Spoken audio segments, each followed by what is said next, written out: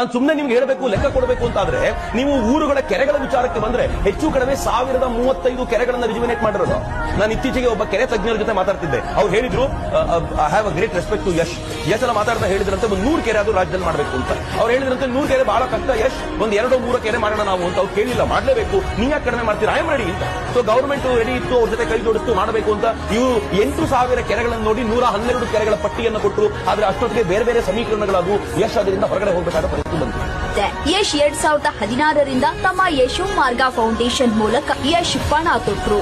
ಯಶ್ ಕೆರೆ ಅಭಿವೃದ್ಧಿ ಪಡಿಸಿದ ನಂತರ ಇದೇ ಮೊದಲ ಬಾರಿಗೆ ಕೆರೆ ಕೋಡಿ ಬಿದ್ದಿದೆ. ಇದೀಗ ಸಾರ್ಥಕ ಕಾರ್ಯದ ಖುಷಿಯಲ್ಲಿ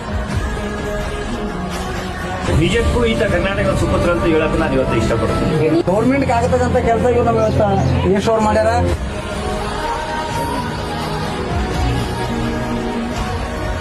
ನಾನು ಸುಮ್ಮನೆ ನಿಮ್ಗೆ ಹೇಳಬೇಕು, ಲೆಕ್ಕ ಕೊಡಬೇಕು ಅಂತಾದ್ರೆ ನೀವು ಊರುಗಳ ಕೆರೆಗಳ ವಿಚಾರಕ್ಕೆ ಬಂದ್ರೆ ಹೆಚ್ಚು ಕಡಿಮೆ 1035 ಕೆರೆಗಳನ್ನ ರಿಜುವಿನೇಟ್ ಮಾಡಿರೋದು. ನಾನು ಇತ್ತೀಚೆಗೆ ಒಬ್ಬ ಕೆರೆ ತಜ್ಞರ ಜೊತೆ ಮಾತಾಡ್ತಿದ್ದೆ. ಅವ್ರು ಹೇಳಿದ್ರು, I have a great respect to Yash ಎಲ್ಲ ಮಾತಾಡ್ತಾ ಹೇಳಿದ್ರಂತೆ ಒಂದು 100 ಕೆರೆ ಅದು ರಾಜ್ಯದಲ್ಲಿ ಮಾಡಬೇಕು ಅಂತ. ಅವ್ರು ಹೇಳಿದ್ರಂತೆ 100 ಕೆರೆ ಬಹಳ ಕಷ್ಟ ಯಶ್, ಒಂದು 2-3 ಕೆರೆ ಮಾಡೋಣ ನಾವು ಅಂತ. ಅವ್ರು ಕೇಳಿಲ್ಲ, ಮಾಡಲೇಬೇಕು, ನೀವ್ ಯಾಕೆ ಕಡಿಮೆ ಮಾಡ್ತೀರಾ, ಐ ಆಮ್ ರೆಡಿ ಅಂತ. ಸೊ ಗವರ್ಮೆಂಟ್ ರೆಡಿ ಇತ್ತು, ಅವ್ರ ಜೊತೆ ಕೈ ಜೋಡಿಸ್ತು ಮಾಡಬೇಕು ಅಂತ. ಇವು 8,000 ಕೆರೆಗಳನ್ನು ನೋಡಿ 112 ಕೆರೆಗಳ ಪಟ್ಟಿಯನ್ನು ಕೊಟ್ಟರು. ಆದ್ರೆ ಅಷ್ಟೊತ್ತಿಗೆ ಬೇರೆ ಬೇರೆ ಸಮೀಕರಣಗಳಾದವು. ಯಶ್ ಅದರಿಂದ ಹೊರಗಡೆ ಹೋಗಬೇಕಾದ ಪರಿಸ್ಥಿತಿ ಬಂತು.